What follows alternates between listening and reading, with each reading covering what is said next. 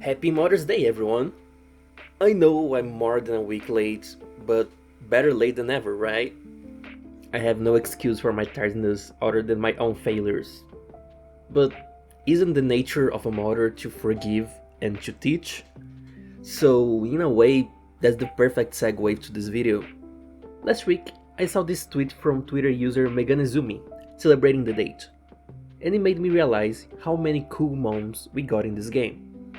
Hi, I'm Ducky, and today I want to talk about some of the coolest moms in Granblue fantasy, to pay them homage for Mother's Day.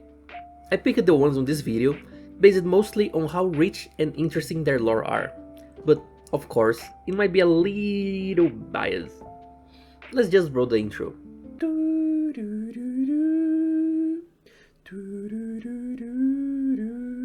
Let's start with a mom that is kind of two moms at once.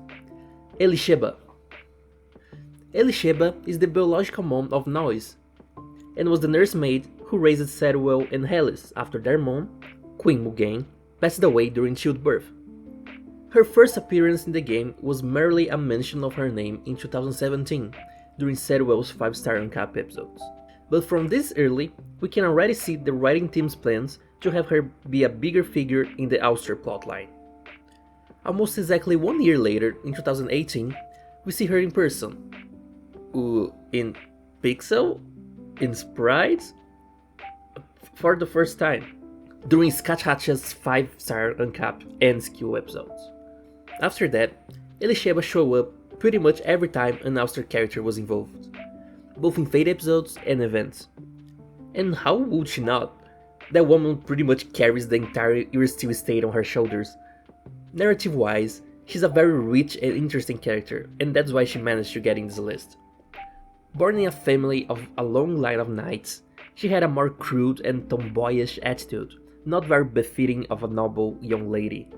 As such, she was sent to the palace to learn etiquette and good manners. That's when she befriends at the time, Princess Mugen and Duke Connor. What makes me like her a lot is the fact that she doesn't hold punches. She canonically shit-talked the future king in front of him, broke rules if said rules were stupid, and she stood back in the castle to defend it against the monster invasion that fell the kingdom, being the last one to King Connor's side before his passing.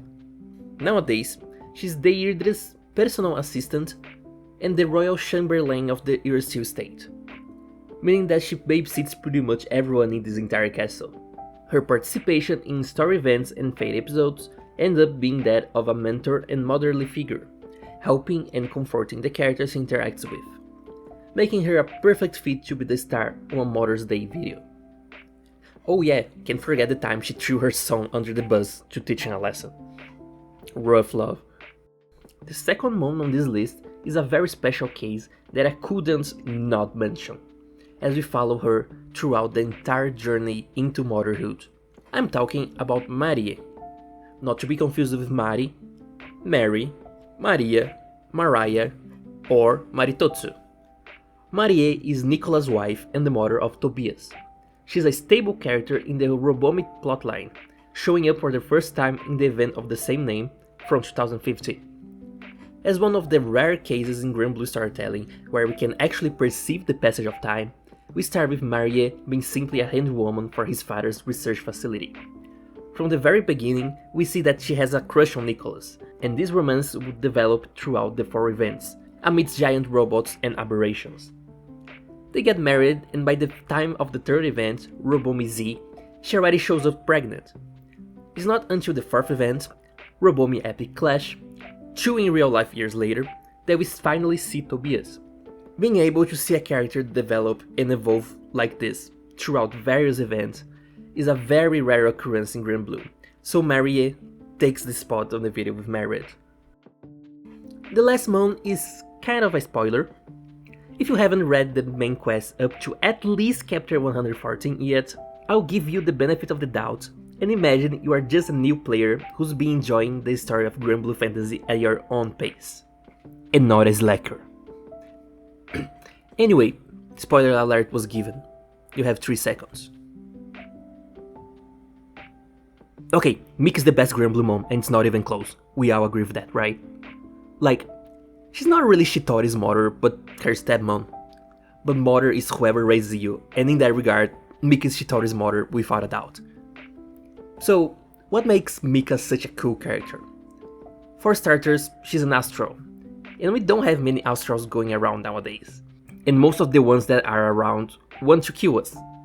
I mean, Mika kinda joined the crew that is trying to kill us, but she's not really trying to kill us. Second, she's literally a war criminal. How cool is that? She built the Nali Grande Great Wall, which is literally a flying nuke, and tried to perform a hostile takeover of the other Skydomes during the astral occupation of the skies. And then, there's the absolutely amazing conflict between Shitori and her. The internal struggle of a daughter who loves her mother way too much and can't bear to see her growing more and more paranoid and power hungry. The treason of daughter who decides to fight against her own mother to put a stop to her crazy plans. The regret of not being able to prevent this sooner, and the despair of wanting to end it all but be stuck in a timeless hellscape, together with the purest and most sin-free form of the one you love. It's just... oh my god, it's so good! And don't even get me started on what Mika has been up to in the most recent main quest captures.